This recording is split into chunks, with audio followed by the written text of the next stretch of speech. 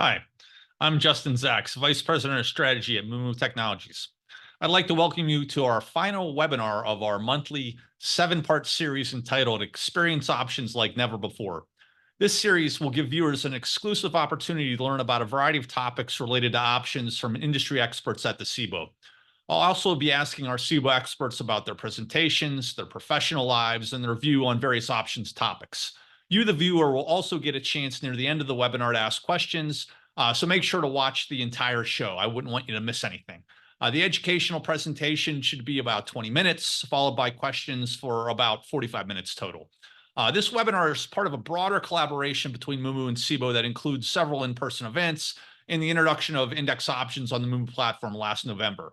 Today, I would like to welcome Nishank Modi, Senior Director of Cboe Labs team at Cboe Global Markets. He's also an adjunct professor at Cboe's Options Institute. Nishank is an expert at managing volatility exposure and has worked as a portfolio manager at Goldman and has been an options trader and a market maker at several other firms. The title of his presentation is Option Strategies Beyond the Basics.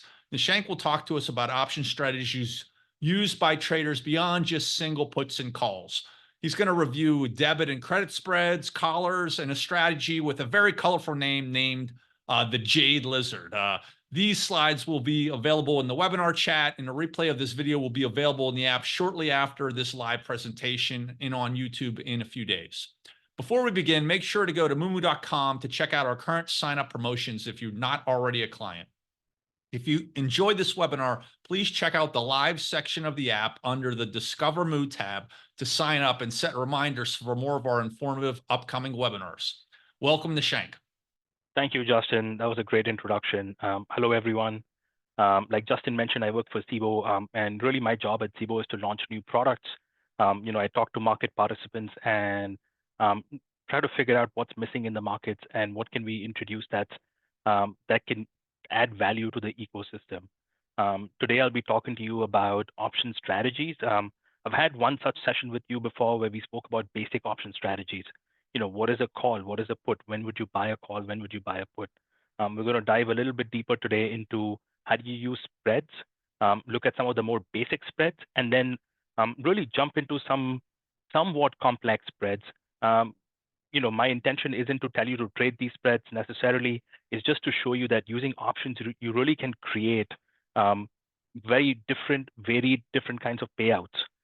And options are the building blocks for making those payouts, and that's really one of the reasons I love options so much. So before we get started into beyond the basics, why don't we revisit the basics once? What are reasons to trade options, right? Primarily, people trade options for two reasons: either to generate income or to protect their capital, right, for some sort of protection or insurance.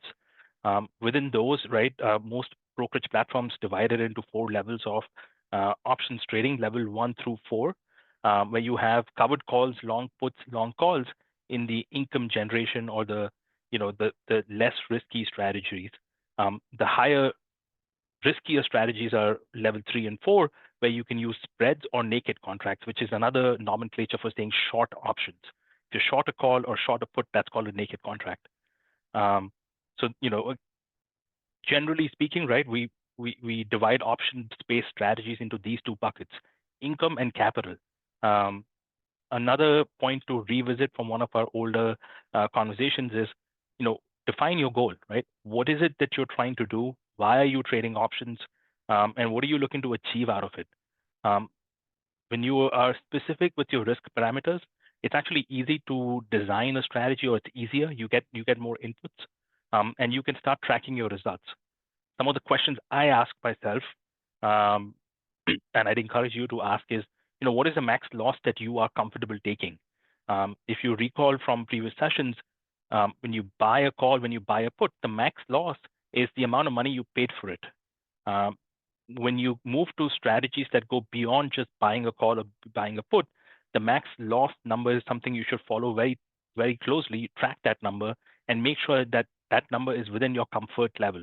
If it's not, then you need to do something to make sure that the number is within what your risk tolerance is. Right? So you identify what strategies achieve your goal. You compare that with the available strategies, right? You decide which one aligns best with your goals. with your risk tolerance and your resources, or how much money you have, and are willing to allocate to these strategies. You then select that strategy, place your trade, and you continue that process by reviewing your results and analyzing it further. Another point to note is, we always talk about when do you put a strategy on. You should also have some thoughts on when do you close it out. What happens when the strategy works for you, right? Let's go back to the most basic strategy, right? You bought a call, stock is up a lot, the value of the call is higher now. At what level will you close that call? What about a put option? Or what about when that option goes against you? You bought a call option, the stock went down. Do you let it expire worthless? Do you keep holding it? Do you replace it? Those are all great questions to ask as you start getting into options trading. So we're gonna look at our first set of spread trading, and these are debit spreads. By the way they are named, right, you can guess that a debit spread implies that you have to pay some amount of money upfront to purchase this spread. You could have different kind of debit spreads. We're going to cover two of them. We're going to look at a long call spread, and we're going to look at a long put spread. So let's start with the long call spread. Long call spread is another way of saying you're buying a call spread. It's very similar in nature to buying a call, right? You buy a call when you think a stock is going up. Same way you would buy a call spread, or you go long a call spread when you think a stock is going up. However, in this case, you've also sold an upside call. So you've hypothetically bought the 100 strike and sold the 105 strike, the higher strike against it. And the reason you would do that is the sale of the higher strike helps you reduce the cost of your overall call. So if you paid $3 for your 100 strike and you collected $1 for the 105 strike, net, you've only paid $2, 3 minus 1, 2 for that entire call spread, and you've reduced the cost of that call spread. We have a popular saying in options trading, there's no free lunch. So, what are you giving up in return for the lower cost? Well, you're giving up some of the upside. If you look at the payout diagram on the right, the green lines, right, you see that you see two strikes. Strike one is where you start making money, right, where the P&L starts going up to the break-even level. And strike two is when you get capped on that P&L, right? So what you're giving up is the cap. Post the 105 level, you actually don't make any more money because that's where you're capped and on the long call spread. Some important points to note, right? How do you do this? You buy the lower strike call, you sell the higher strike call on the same expiry. These are also called debit call spreads or bull call spreads. You're slightly bullish, right? You would put it on when you're bullish, but slightly bullish. If you were very, very bullish, you may want to buy just an outright call or outright stock. An example of doing this is your long one ABC call on the lower strike, let's say the 100 strike, and short the 105 strike or the higher strike against it. Your max potential profit, right? It's the difference between the strikes. So 105 and 100, that's the difference. And minus any cost that you paid upfront. So 105, 100, that difference is 5. And if you recall our toy example, you paid $2 for the spread. So your max profit here is $3. Break even is the strike price of the long call plus any net premium paid, right? And max potential loss. This is actually really interesting. So typically, when you think of a spread, you think your max loss is limited to the to the spread that you put on, right? So in this case, you're long the spread, so your max loss should really just be the cost of the spread that you purchased. There are exceptions to that, though, right? And that cap only holds if both leg of the spreads remains in place. If one of the legs is crossed or assigned, or you close it out for some reason, right? Then your risk profile changes, and that capped loss may or may not apply anymore. So, for example, in this case, you put on a call spread. You have a long call and a short call. Let's say for whatever reason, right, you close out your long call position after putting this on, right? Then you're left with just a short call, and then you don't have a capped loss. Then that has an unlimited upside loss. So your max potential loss is capped in a spread, in a long call spread, conditional to both legs still being in your portfolio or on your books. We're going to look at a long put spread, and I'm going to quickly take you back to the previous slide just to compare and contrast the shape of this payout. If you look at how this payout looks versus the previous one, right? They're almost mirror images of each other, and that makes sense, right? You bought a call spread earlier, now you're buying a put spread. It's very similar to buying a put. You would buy a put when you think the market's going to go down, and you would buy a put spread when you still think the market's going to go down, but you want to get extra insurance, or you want to reduce the cost of that put, right? So you're selling in further out of the money put, and by selling the further out of the money put, you reduce the cost of the put spread, or the position that you put on. So in this case, you purchase the 100 put, right? You're buying the 100 put. That's what gives you the protection. You're selling the 95 put against it to lower the cost of that spread. When you're doing these on index options or general equity options, you could benefit from a phenomenon called skew. And what skew really is, it defines how volatility or implied vols change for options across different strikes. Typically, for index options and for most of the equity options, again, not all, typically, right, the implied vol of the out of the money puts is higher than the at the money and the out of the money calls. So in this case, when you bought the 100 strike put and you sold the 95 strike put against it, you benefit from skew because you're selling the higher volatility and you're buying the lower volatility, and that helps you further make up some of the cost of that trade. It's still a debit trade. You're still net paying money, but if it was a flat skew curve, you would have paid slightly more. Again, things to look at, right? You would put this on when you're bearish, slightly bearish. It's also called a debit put spread or a bear put spread. I actually don't hear anyone use those words anymore, bear put spread. It's probably more popular from the 80s and 90s, but it is still called a bear put spread if you look up textbooks. The max profit potential is similar to a call spread, which is the difference between the two strikes minus the cost of the spread. And your break-even point is your long put minus the premium that you paid. Okay. The max potential loss, again, is very similar to how we looked at the previous max potential loss, right? It is capped. You have a capped loss as long as you have both legs on. If one of your legs goes, then that cap may or may not exist. So we're going to move on now to credit spreads. Right? These two were debit spreads. Debit spreads, by definition, mean you're paying money to put that spread on. If you do the reverse of these, which is instead of paying money, you collect money. Instead of buying, you're selling the spreads. You have what we call credit spreads. So let's look at a short call spread. A short call spread, you sell an at the money call or a lower strike call, and right, you're selling that call, and against it you're buying a higher strike call. Now, why would one do this? What are situations when one would do this, right? You would do this when you're bearish. You want to sell that call because you think volatility is too high, and you don't think stock's going to go beyond a certain level. So you want to sell that upside call. However, you're concerned that if you're wrong and stock goes up a lot, let's say it goes through your short call strike and goes beyond it, you want to make sure you're protecting yourself, right? You're not giving up unlimited amounts of upside gains and taking on those losses. So in that case, what you would do is you would buy a call, right, the higher strike call, to protect your upside loss, right? And if you look at the max potential loss here, right, again, we're saying it's the difference between the strikes minus the credit that you received. For any spread strategy where you're short options, right, the capped loss only exists as long as both legs exist, right? So if you close out the long leg and you're now left with just a short leg, the cap the cap really doesn't exist anymore. Another thing to look out for when you have short options is assignment risk.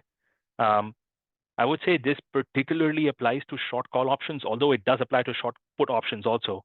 But it applies generally even more to short call options, especially to American style call options or call options that have a dividend on it. What I'm trying to say is when you're short these options, there's assignment risk. You should look out for those. The early assignment risk is particularly important. It can happen around dividends. It can happen around other events. So those are things that, those are potential events that I would watch out for and track. And also, if it does happen, then you may want to revisit and restructure your portfolio so that you're comfortable with the net risk that you're left in that books.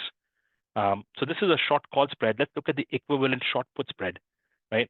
And this is actually a common strategy these days in the last few years, where a lot of people sell puts because they want to collect the premium, they want to collect the volatility from that skew, but they also want to protect themselves. They don't want unlimited downside risk. So along with selling a put, they buy an out of the money put or further out of the money put to protect that downside risk. So if stock were to go down even more or the index were to go down even more, you don't have unlimited risk. For example, let's say I'm trading SPX and SPX is trading at 5,000, right? I may choose to sell the 4,900 strike, right? That's $100 out of the money.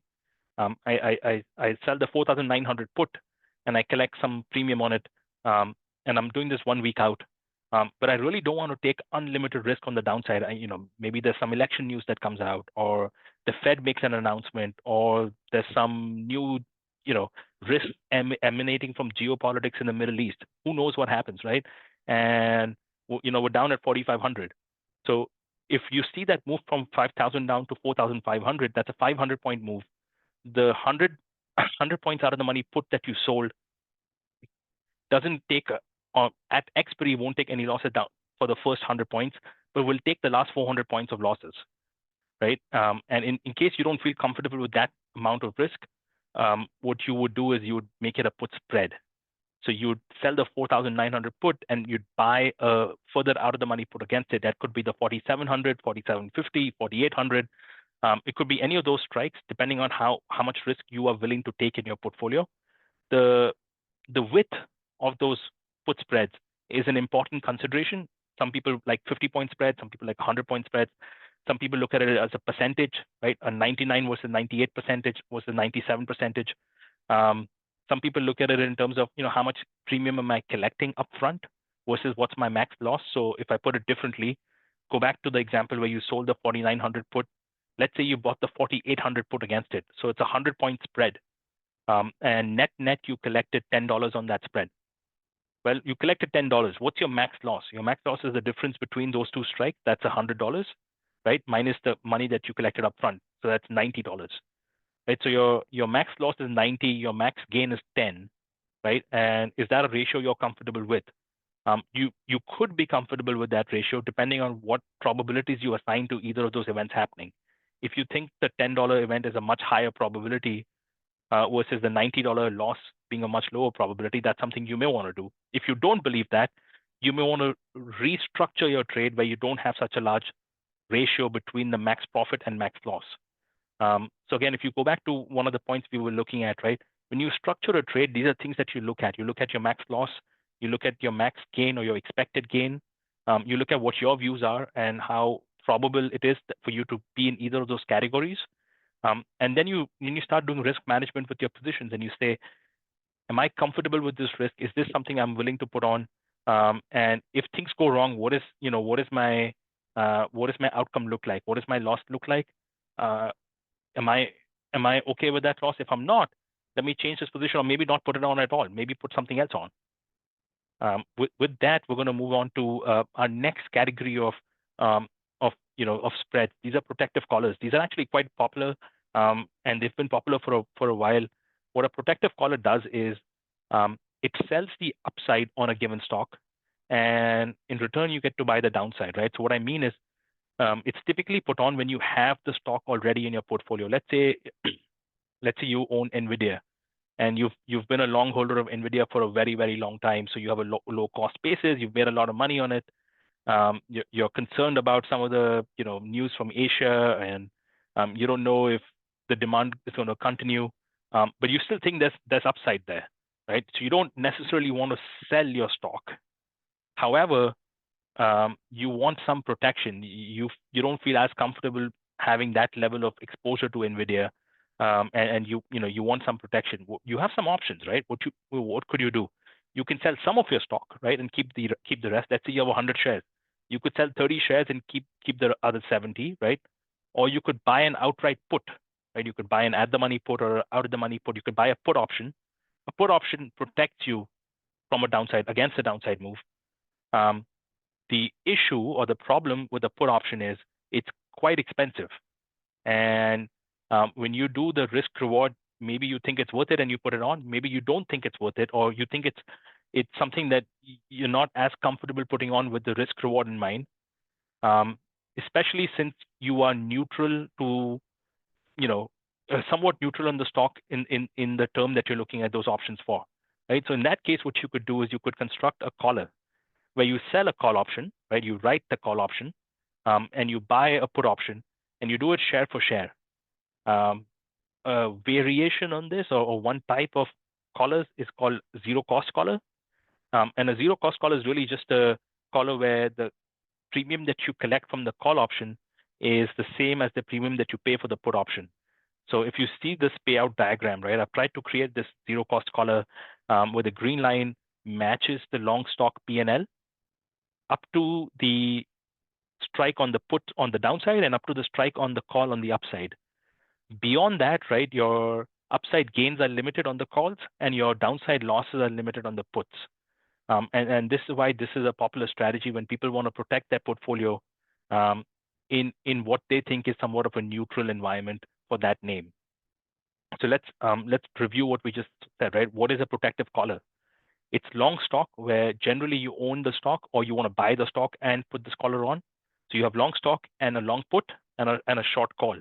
You're buying the put, right, to get the protection, and you're selling the call to fund that protection, right? The call funds the put protection. It can partially fund it. It can fully fund it, right? If it fully funds it, you get what you call a zero cost protective collar. These are also called risk reversals or just collars, also called a hedge wrapper, although I'll be honest, I haven't heard that term in a very, very long time. And you put this on when you're neutral to bullish. You still own the stock, you still want some upside there, so you are somewhat bullish.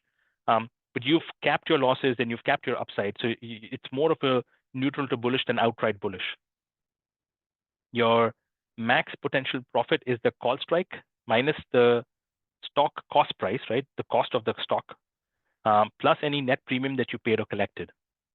And your max loss is the put strike minus the cost price of the stock, plus any net premium that you paid or collected. Again, these option strategies are spreads that have long and short options. So always be aware of the fact that you could have assignment risk, and you could have risk where if you are just left with the long, if the long portion of your spread goes away and you're just left with the short portion, then your cap may or may not apply. Right? In this particular example, for if your long put goes away, right, and you just have the short call, you still have capped loss because you have long stock.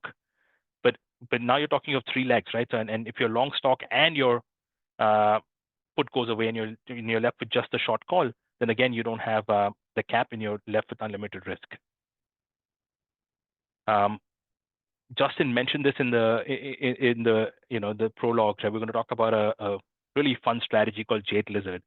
And the reason I bring this up is, we have a saying in the options world, which is if you can think it, you can build it. Options are really, they're a tool, right? And how you use that tool, what you do with those tools, it's up to you. So a Jade Lizard is a strategy where you sell a put, so you're short the downside put, right? And you're short a call spread against it, right? So you short a put, you short an out of the money call or a further higher strike call, and you go long even further out of the money call beyond the short call. Generally, the way to create this is you short an out of the money put, you short a call spread such that the net credit that you collect from the overall structure is greater than the width of the call spread. So I'll explain what that means, right? Let's say you sold a put and the value of the premium that you collected from the put was $20, and you sold the call spread, right? The two legs of the call spread, and let's say you collected $5 on the call spread. So net you've collected $25. The way you would construct that call spread would be to make sure that the width of that call spread is less than $25. And the reason you do that is, in case this stock were to rally and rally a lot, move to the right, No matter how much it goes up, if your width of that call spread is less than 25, let's say it's 15, then you still end up making money no matter how much stock goes up. You are capped, but you won't take a loss. So this structure somewhat resembles an iron condor, where you have some money if the stock stays. You make some money if the stock stays flat or neutral. You lose if the stock goes down, and if the stock goes up, you start losing. In the case of a jade lizard, your upside losses are capped and generally capped at a positive level, so you don't generally go in the red on the jade lizard. One of the things I'll point out is this has a naked short put, right? You're short that put without any protection. So this is one of those strategies that does not have a cap on the loss. You could, however, choose to buy a further out of the money put against it and make it a modified jade lizard where you have a certain level of downside protection on your short put. And by doing that, you ensure that you don't have unlimited risk to the downside. All right, we're going to move to the wheel strategy. This is another, I would say, a fairly popular strategy. It's been around forever. In the last 4 or 5 years, I've heard the term wheel strategy, although in some form or fashion, people have been implementing this for a very long time, right? So what do you do with what is the wheel strategy, right? It's cash secured puts plus covered calls. So what I mean by that is, let's say you start with a portfolio of X dollars, right? Let's say $10,000. You use those $10,000 to sell cash secured puts. You use that as collateral, and you sell puts put with a notional worth $10,000. You short those puts, and you repeat that process, and you keep selling those puts till the time you're assigned, and you go long stock, right? So if the put that you sold, right, becomes in the money at expiry, you will get assigned, you will buy stock, and you'll go long stock. Now that you're long stock, now what do you do, right? So in the wheel strategy, you don't exit the stock, you keep the stock, and instead of selling puts, you switch to selling calls, right? And you just literally just switch from selling puts to selling calls, and you keep selling calls on the long stock till the call goes in the money, right? And you get assigned and you have to deliver the stock. Now you sell stock, when you sell stock, you get cash back for it. And you now have cash in your account, and you start the process from the beginning where you can use that cash to sell puts, right? Cash secured puts. So it is circular in nature. You sell puts till you can't anymore. And then you sell calls, and you keep selling calls till you can't anymore, and you keep repeating that process. We spoke about how calls and puts are building blocks, right? And they really are. So, here's an example of if you take a short put and a long call, right? So I sell a put and I buy a call, and I combine those two positions. All I'm getting is the synthetic long position, right? That is equal to that. The final payout is equal to or very, very close to the payout that I would get from just owning stock. Similarly, if I'm long a put, if I buy a put and I sell the call, then synthetically, the payout that I get is synthetically short an equity position, right? And this is how you would use options to create synthetic long and short positions on the equity. Like we mentioned earlier, right? If you can think it, you can build it. You don't have to just create equity. You can create any structure that you wish that represents your views, your your aims, your goals in terms of your investment thesis. So a long straddle, right? Let's say you think elections are a big event in the U.S. economy, and you think that irrespective of who wins, the markets will either go up a lot or go down a lot. And you look at the existing implied volatilities in the market, you compute what the cost of buying that straddle is, and you still think it's worth it. Well, in that case, you would buy this long straddle, right?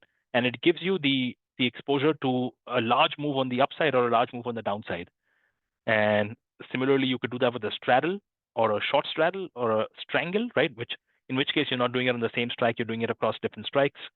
Again, there's so many different terms for these option strategies: a straddle, a strangle, a butterfly, a condor, a jade lizard, which if I'm being honest, I'd never heard that term till 3 years ago, or a ratio put spread, split strike synthetics.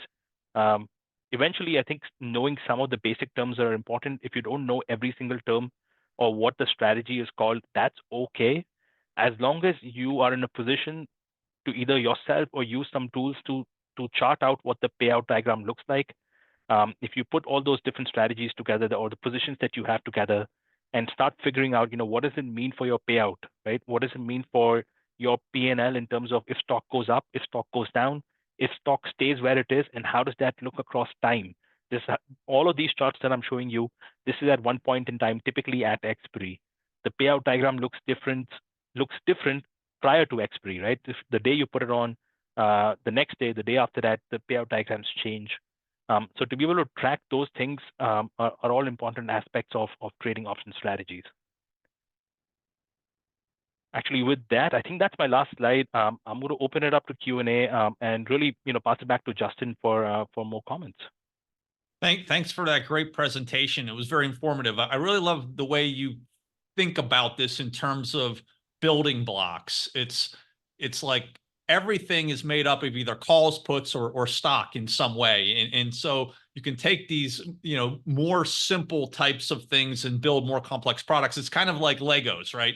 A little Yeah, Lego exactly. seems very simple. And then you see the massive creations that people can create with Legos. And you think, well, I could never do that. But with the type of education and practice, you can build these strategies and understand them when you break them down into the pieces, which are, again, just calls, puts, and stock. Now we're going to move on to the question and answer section of the webinar. Please make sure to continue to type your questions into the chat. We won't get to them all, but I'll try to get to as many as possible. But just starting off, Nishank, why don't you tell the audience a little bit more about what your role is at Cboe and what you do there? Sure. Thank you, Justin. So I work for Cboe Labs. It's a somewhat of a new group. We created this group 2 years ago, and we have a lot of practitioners in this group. So Cboe is an exchange. Right? What Cboe does is it provides an exchange place for people to trade options or equities or FX or treasuries, even some or even futures. Right? We're really an exchange place that gives people access to trade financial instruments. Within that group, the labs group comes up with new products. So we look at, what's missing in the markets. What can I create today that will help people get access to or exposure to financial products that they want, but they don't have access to? And how do I give them that access in a listed manner? Right? Give them all the benefits of a centrally cleared listed exchange product where they don't need a OTC agreement. They don't have to have ISDAs in place, or they don't have to have these bilateral agreements in place. They can do it with the confidence and backing of an exchange and a trusted third party. Great. And getting into your presentation today, and as you spoke about, you had that prior presentation that was on, mainly on calls and puts and some of the, the first options a lot of people get started with, and people can view that on YouTube or in the app if they want and go back after you watch this presentation. But what type of risk profile do these more complex strategies have compared with just buying and selling naked calls and puts? Yeah, great question, right? Buying naked calls or puts, right? Just buying outright calls or outright puts are some of the more safe strategies out there. And I use the word safe in air quotes, right? Because if you don't know what you're doing with with financial instrument, whether option or equity or fixed income, then nothing is safe, right? But if you buy a call option, the most you can lose on that call option is the amount of money that you paid for it. There are exceptions, right? Let's say you bought a call option and it's now in the money and you don't know what to do with it. You get a sign. Now you have a lot of extra amount of stock that you may or may not even be able to afford buying based on the value of your portfolio. And you may now be exposed to if that happens on a Friday, you're exposed to that overnight risk. You come in on a Monday thinking that, hey, that option was in the money on Friday. I should have made a lot of money. There's some overnight risk. Markets have dropped from Friday up to Monday morning, and you now hold a large amount of stock that you didn't intend to. So there's always risk. But when you add different positions together, make it a spread, the practitioners, what we are trying to do is reduce some of that risk, reduce some of that, unlimited downside risk, some of the unlimited upside risk. But we're also introducing other risks in the picture, right? Those risks are risks on early assignment, especially when you're short call options. That is a very legit risk. And then you have risks around just how much cap or uncapped losses do you have, right? So to the degree that you're short an option, you could have very large losses. And it behooves us to have good risk management in terms of knowing what those max losses are and incorporating that within your investment profile. Yeah, and I think that's something all traders should always be thinking about what their risk is, and particularly, I mean, you mentioned it a number of times, that max loss. What's the most I can lose? And sometimes, as you said, that's uncapped, and that's something that traders should be thinking about all the time. Getting a couple questions in here from the audience, and just they're going to put a few of them together, but I am getting some questions about assignment and early exercise, how often that happens, the situations around that. When you find out, and I think you mentioned that's a risk. Can you talk a little bit more about how Sure. how it actually works and when you might be subject to early exercise? Great. So great question. There's a little bit of a science to it. There's a little bit of an art to it. And I say that just to say that there's no true way to completely predict when you would get assigned, right? If someone has it, I'd like to know, and I incorporate it into my trading. But there's no way to predict it to 100% accuracy. So what we do is, at least back to my trading days, back to my days when I was managing portfolios, I'd look at the short options in my book, and I'd break it into two levels of risk. What is a rational assignment? When can I expect to get assigned on a short position? And what is an irrational assignment? This is irrational. It doesn't make any economic sense. It still happened. What do I do? It still happened. If I was the other side, if I was the other party, I wouldn't have done it because it made no economic sense. But it still happened. I still have to deal with it, right? So let me talk about a rational assignment. A rational assignment typically happens when you are short a call option that has a dividend, and the time value or the theta on your short call option is now less than the value of the dividend that's going to be paid out. Right. So as that happens prior to ex-div date is the date in which the dividend hits the stock. Right. Prior to that date, you are likely to get assigned, not guaranteed, but likely.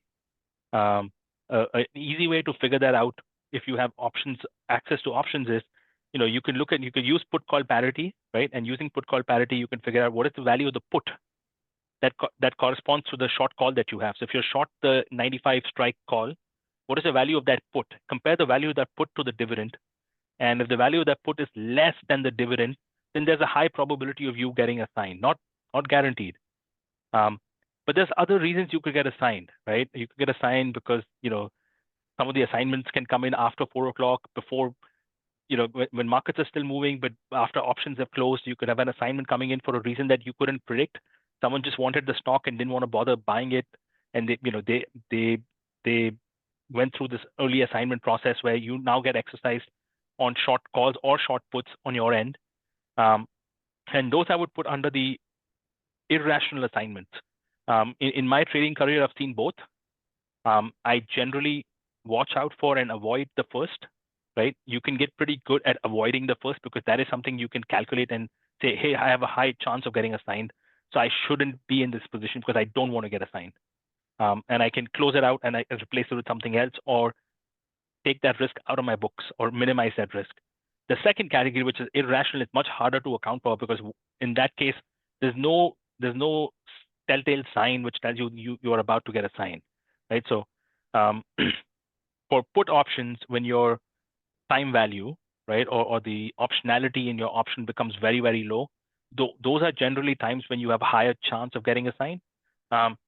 Just based on pure economics, it may still not make sense for someone to get you assigned. Let's say you sold a put for $3, now it's worth 10 cents, right? So that's very little amount of time value left in it. It's still 10 cents versus 0 cents, right? So someone could, if someone wants to buy stock, they can just buy the stock outright rather than buying it through this assignment. But that could be one situation where they think that maybe the size at which they're buying, they may end up moving the market, and they just want a guaranteed fill, and they want that guaranteed fill through the fact that they have these long options that they would exercise, right? So there's many different reasons why you could have an irrational fill. I don't think we need to get into it any more than this, except that it's something you have to look out for. You can, if you don't look out for the rational assignment, rational early exercise, you would get hit by that fairly often on the short call side. On the irrational side, it's not often, but it's always a possibility. All right. Well, that's a great explanation. And I think, it is a complex subject, and it's great that you're able to break that down into the rational versus irrational. And people can understand they may understand when it's going to happen with the dividend and know it might be a more likely case, but that it could happen at any time with Precisely. these types of things, because you do have people that want to get the stock or maybe forced to do it at some point. And so just moving on, want to talk a little bit about some of these spreads. Sure. And you covered these debit spreads. So a lot of traders want to know a little bit more about the dynamics of it. So when you think about how wide should your debit spread be when you go to trade it? There's no one right answer, right? It really depends on how you want to structure your portfolio. So let's first revisit what is a debit spread. A debit spread is a spread where you spend money to buy that spread. We'll take call spreads, right? A long call spread, because that's easy to understand for most people. So you buy a call spread. Let's say you buy the stock's trading at 100. Okay, just make it easy. Stock's trading at 100. You buy the 100 strike. Right now you're long the 100 call strike. So the question now really is, at what level do you sell the out of the money call, right? And that's what determines how wide your call spread is or your debit spread is. Can I sell the 100 101? Do I sell the 100 105? Do I sell the 100 110? Some of the ways I would answer that is, first I would look at what is the term that I'm looking at, right? What is the length of time that I'm looking at? Am I looking at a trade that's 1 day to expiry? Am I looking at a trade that's 1 month to expiry or 6 months to expiry? And the longer my time frame, generally speaking, the more width I want to give myself, the more space I want to give myself for stock to run up and still not lose money on, or still not be capped out on my upside losses. So I may be okay doing a 3% out of the money short call, 100 103 call spread on something that's short dated. I may be okay doing a 10% on 1 week out, but if I'm doing 6 months out, I may make it 100 125. A lot of this depends on what are your price targets, or what are your expectations for the market or for that stock between now and the time period that you're looking at, right? And based on that, that's how you determine what is the width of that debit spread. Yeah, that's really good to think about it in terms of the time to expiration and how you want to vary that length and how far you think the stock might move.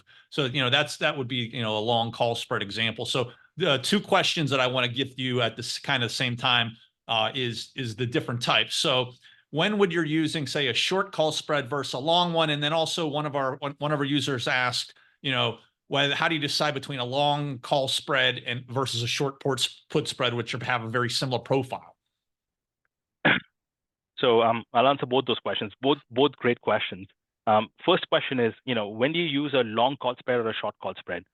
Actually, that's somewhat easy, right? Because they both have very different payout diagrams.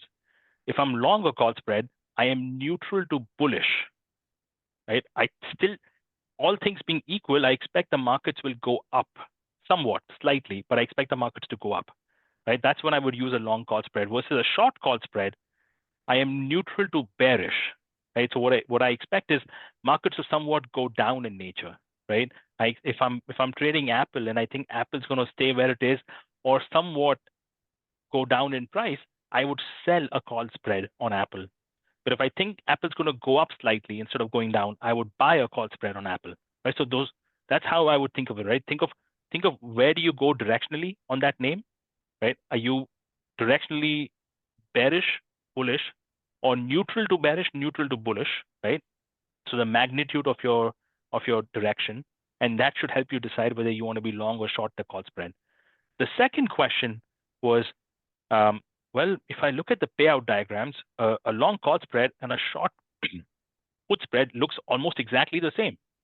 How do I decide which one to do? You are correct. They look almost exactly the same. There is a difference though, right? They are same only on a piece of paper. If you go to trade these options, if you go to the market and you start trading these options, you will find that some of these options are in the money versus some are out of the money, right? And what I mean by that is if you have the 100, 105 call spread, right? If you were going to buy the 100, 105 call spread versus selling the 100, 105 put spread, in that case, the 105 puts are in the money. They'll be much wider. Typically speaking, the in the money options are wider, and it's much harder for you as a trader to figure out what is the exact price where you should trade it. There's less liquidity in that option, and there's less price discovery happening on screens. When you look at the out of the money option on the put side, on the call side, right? Instead of the in the money put, if you look at the out of the money call, that option should generally be lower in value, but also it should be tighter, right? So instead of being 50 cents wide, it's only 10 cents wide or 15 cents wide. So it's much tighter. The bid and asks are much tighter, and it has higher liquidity. So in terms of actual trade execution, you will have an easier and better experience doing options which are at the money to out of the money than options which are in the money, and especially deep in the money. That's great. Hopefully that answered the viewer's question. And again, for everyone, just to recap, at the money and out of the money are going to be much tighter spreads. They're going to be much more liquid, and so your transactions costs are going to be lower. And that might be the way you want to look at it. And then moving on to the protective collars. What type of market environment might you use a protective collar with? And we have earnings season coming up. It starts tomorrow, kind of unofficially. Right. With JP Morgan and some of the other big banks. Is this a useful strategy during earnings season?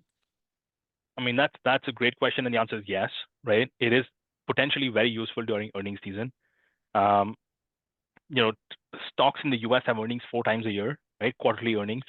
And those are 4 large catalysts, right? Each time you have an earnings announcement, the company reveals how they performed in the previous quarter, and they give some guidance on what's happening going forward.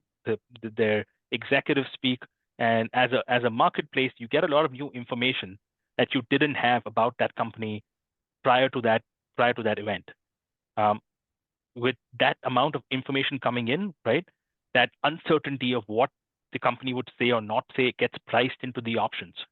And what that means is implied vol for those options go up right before earnings. So any of the options that capture the earnings will have a higher implied vol, will be more expensive, generally speaking, than non-earnings. And that's another way of saying that you have a higher amount of uncertainty or a higher amount of risk or a higher amount of unknowns. So if you're a long stockholder, right, you may want to protect yourself. You aren't sure if this is a good earnings cycle, if this is a bad earnings cycle, if there's concerns from your end that this earnings cycle may be bad, or you have a higher chance of losing money because the stock may go down. A protective call is a good strategy, because what it does is it gives you downside protection from the level of your put, right? And you do it by selling that upside. So you do give up some of that upside, but the reason you're putting the strategy on is because you want some protection and you're a little bit concerned on the downside. A good market strategy to put this structure on typically would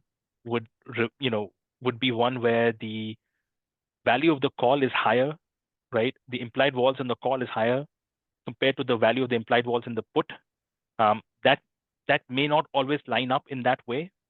And it doesn't necessarily have to be absolutely higher than the value of the put, right? So the implied vols in the call, on a relative basis, if the value of the call is higher than the value of the put on a relative basis, then that's a good market strategy to put this, or a good market environment to put on a collar.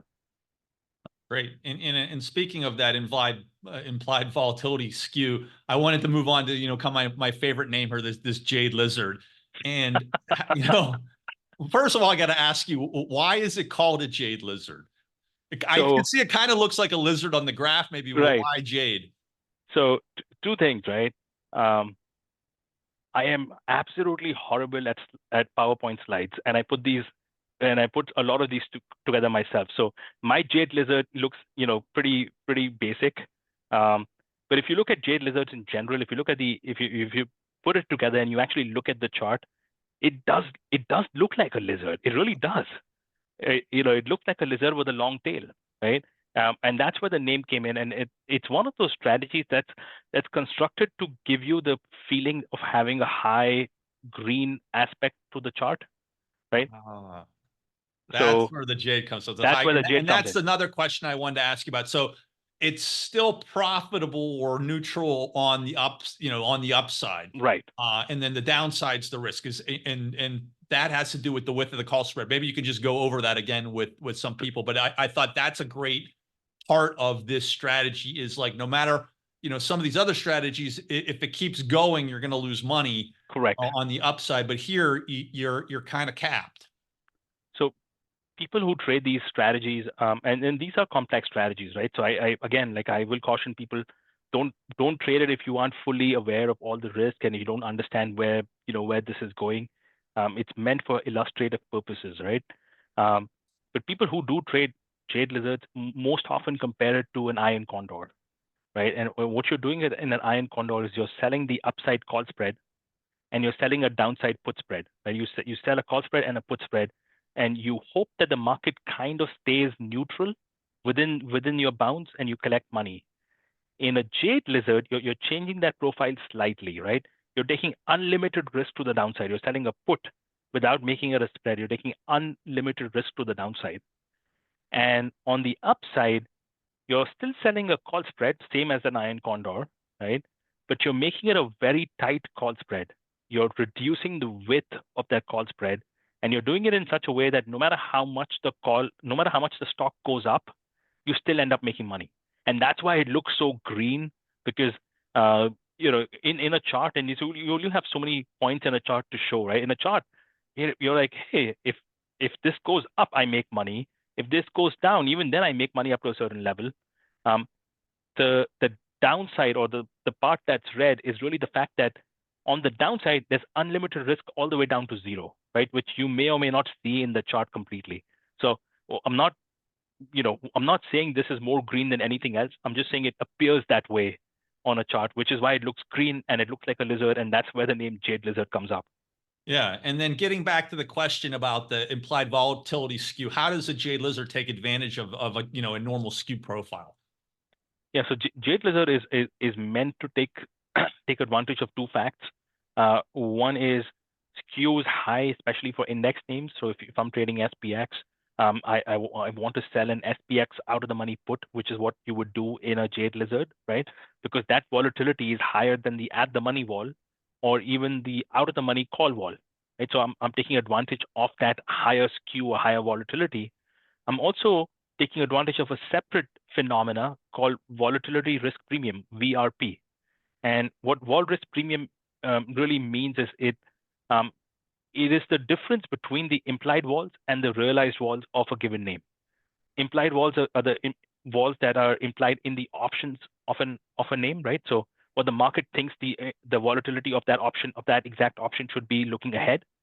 Realized vol is a fact. It's not an expectation. It's looking back in time. What was the exact volatility or standard deviation of that stock across the last 10 days or 15 days or 30 days or 1 year or 2 years, right? So it's a calculation rooted in the past. And they generally, they generally follow each other. So if a stock moves more, or has historically moved more, it would have a higher implied vol. Uh, Again, some of that could change depending on what events are coming up in the future.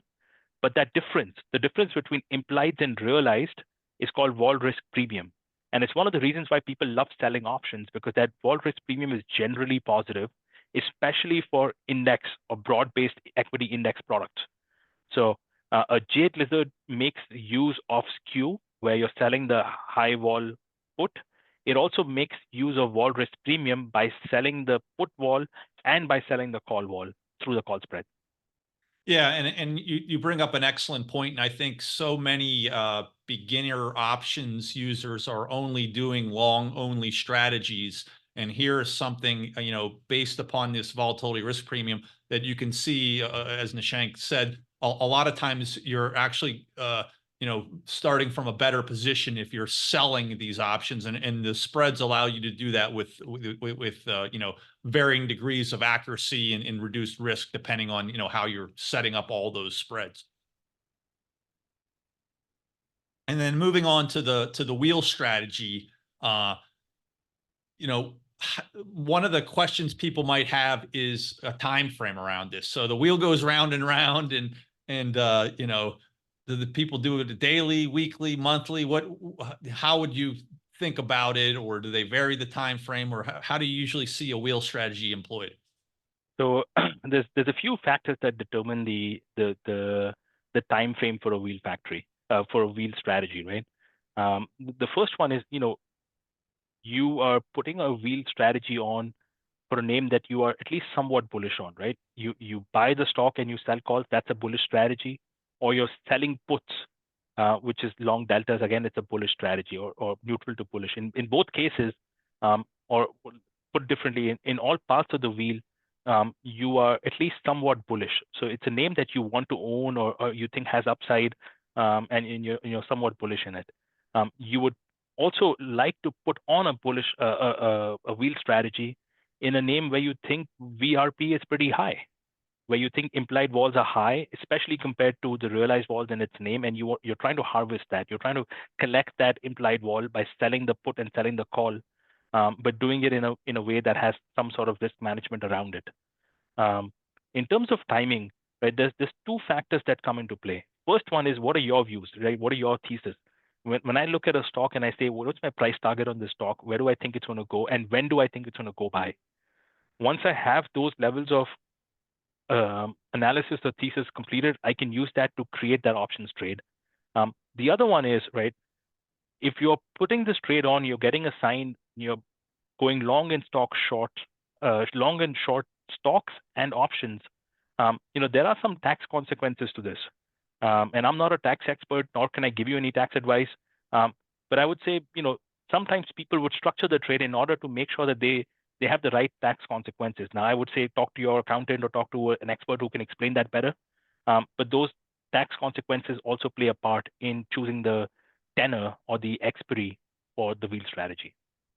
So that's some great information on the tenor. And then I think a lot of other people wonder about the actual strike. So are we just sticking with the same strike? Or are we sticking with the particular delta that we're always going to use? How do people decide, what put they're going to sell?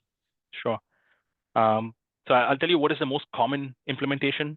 I'll tell you what and then I'll follow up with that and tell you what I do differently from that, right? So the most common strategy is you sell the at the money strikes. So if you're long the stock, you sell the at the money calls, and you keep selling the at the money calls. And then when you get assigned, you sell the at the money put, and you keep selling the at the money puts beyond that. You can have variations on that. You say, okay, I'm always going to sell the 1% out of the money call, and always going to sell the 1% out of the money put, or I'm going to sell the 25 delta, 40 delta call. Like, you choose a delta or a percentage out of the money, and you stick with that. Those are variations. Unless I'm doing it in a very systematic manner, if I'm doing this for myself as an individual, right, talking only on my own behalf, I try and incorporate my views on that name at that point in time. So if I'm doing this, for example, on the markets, and I'm doing it on SPY, okay, do I think the market has more upside or downside? Where is the risk higher today? If there's much more upside gains to be had because of potential catalysts around the corner, then I may want to tweak my call to be further out of the money, right? And if I'm holding cash and and I think the Fed's going to make an announcement that maybe we won't have any more rate cuts this year, and that may be a negative catalyst for the equity market, then I may either decide to put a pause on the wheel strategy, or if I still want to do the wheel strategy, I may sell a further out of the money put. Instead of an at the money put, I may do a 25 delta put, because I want more protection on the downside. So those are some of the things that I take into consideration. What I'm trying to say is, I use what's happening in the current markets and my views on them, and I incorporate it into the strategy that I'm putting it on. Yeah, that's a great way to think about it. And I think a lot of traders should think about it. You can customize these strategies to your own views, right? So, Nishank's giving you all these building blocks and all the strategies, but ultimately you can take some of these and say, customize them just as Nishank does, based upon market environments, based upon your view at the stock at that time, because it's going to change. You like it at 100, at 200, you might like it, but maybe not as much. And Exactly. so you're going to alter your strategy, based upon pricing, based upon, we have a lot of macroeconomic events coming up in the next month, and so maybe that's going to influence your strike selection there. So this has just been a super informative presentation. We want to thank Nishank for everything he did. Before we go, Nishank, do you have anything you would like anything additional you would like to tell the audience about? Thank you, Justin. This has really been awesome. You asked me earlier, right? What do I do at Cboe? My team, we come up with new products. We're actually in the process of launching and having just launched 2 new products. We have a variance future, right? So a listed way to trade variance for the market, and we're also launching options on VIX futures. We already have options on VIX index, but this will be the first time you'd have options on VIX futures, which I think is also very, very fascinating, especially right before the elections. So I'd encourage your viewers to check it out. We have more details on the Cboe website, and they should be able to pull it up there. Yeah, and that's great. And speaking of volatility, in mid-November, Moomoo is going to be hosting a 3-day virtual event that will include 2 webinars with the Cboe. One of those will be on volatility and managing volatility, and another one is going to be about our third quarter survey and how some of the Moomoo users think about options and how they trade them. So, stay tuned to your email and the community for information on that one. But that's going to be running from November 14th to the 16th. And again, please make sure to download the Moomoo app. You can keep abreast of the upcoming educational webinars and our partnership that will continue with Cboe, and as well as many of the other webinars we produce about trading and markets. Again, check the link for the slides. And then there's also at the end of the slides, there are some additional links for educational resources, both from Cboe and Moomoo. You will see them there. So Nishank, again, thank you so much for being on today, and hope to see everyone on the next Cboe Moomoo webinar. Great. Thank you so much, Justin. Thank you, everyone.